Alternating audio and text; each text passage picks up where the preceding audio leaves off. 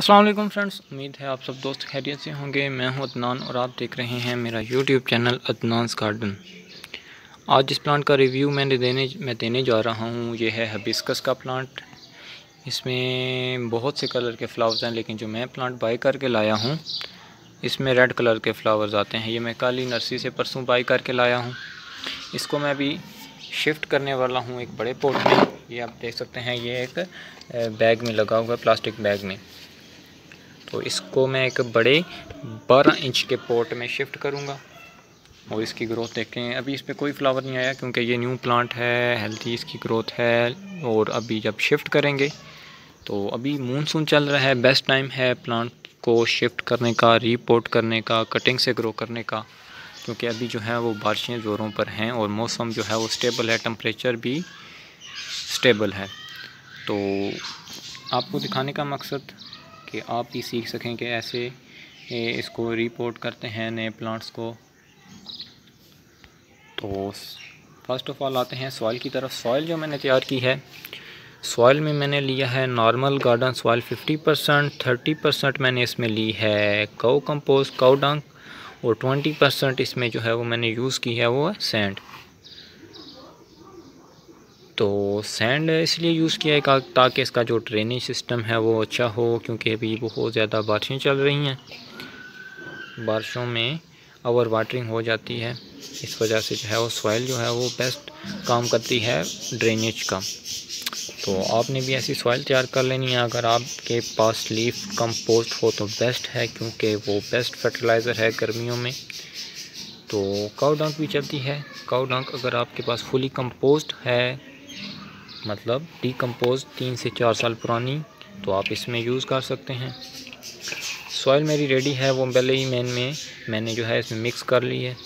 तो आपने भी देख लिया होगा कि इसमें सॉइल जो है वो कितनी अच्छी तरह तैयार हुई है। तो लेट्स गेट स्टार्टेड जो है वो इसको हम करते हैं। सबसे पहले मैं इसे थैली में से निकालता हूँ। थैली से निकालने से पहले मैं पोट में जो है वो मिट्टी थोड़ी सी फिल कर लेता हूँ, तकरीबन हाफ़ पोट में फिल कर लूँगा। इससे ये है कि जो ही हम इसमें से निकालेंगे तो डायरेक्ट इसको ज़्यादा देर बाहर नहीं रखना, हवा नहीं लगने देनी रूट्स को, तो डायरेक्ट इसमें लगा देंगे। ड्रेनेज होल होना चाहिए पोट का। पोट ड्रेनेज होल अगर होगा तभी आपका प्लांट जो है वो सर्वाइव करेगा, क्योंकि ओवर वाटरिंग होती रहती है बारिशों में। तो अब इसको जो है वो ड्रेनेज होल होना लाजमी है। तो ड्रेनेज होल होने के बाद इसके ऊपर आपने एक पत्थर नुमा कोई चीज़ रख लेनी है, ताकि जो है वो ओवर वाटरिंग की वजह से जो है आपकी मिट्टी पोट से बाहर ना निकले। ये छोटा सा मैंने स्टोन ले लिया। अब इसके होल के ऊपर रखेंगे। अभी दरअसल दिन का टाइम है तो सही धूप की वजह से मैं चीज़ें एनालाइज नहीं कर पा रहा। पोट के ऊपर रखने के बाद इसमें मिट्टी फिल कर लेते हैं, हाफ पोट फिल कर लेते हैं। सो जो है वो हाफ़ पोट मैंने फिल कर लिया है। अब इसकी बारी आती है इसमें थैली निकालने की। थैली निकालने के लिए मोबाइल को मैं अपने लगाऊंगा ट्राईपॉड पे, क्योंकि मैं अभी फ़िलहाल एक हाथ से काम कर रहा था, क्योंकि अभी मुझे ज़रूरत पड़ेगी दोनों हाथों की, तो इसलिए मजबूरन मुझे ट्राईपॉड यूज़ करना पड़ेगा। तो पहले इसको ट्राईपॉड पे लगा लेते हैं। अब बारी आती है इसको थैली में से निकालने की। थैली आपने कोशिश करनी है आराम से निकालें, ताकि इसका जो है वो रूट सिस्टम डैमेज ना हो।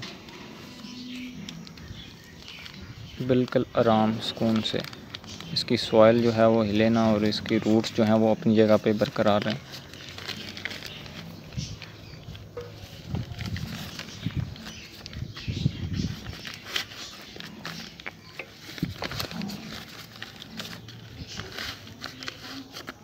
जैसे रूट इसकी जो है वो कितनी अच्छी तरीके से डेवलप हुई हैं। और ये देखें फाइनली जो है वो निकल आया और इसकी रूट्स बहुत ज़्यादा डेवलप हो चुकी थी। अब बारी आती है इसको पोट में रखने की। ये थोड़ा सा ऊपर है, इस वजह से थोड़ी सी मिट्टी इस पोट में से निकालनी पड़ेगी। ये मिट्टी को अभी ये फिट आ गया बिल्कुल पोट में। इसमें लगाते हैं अब मिट्टी जो है डालते हैं।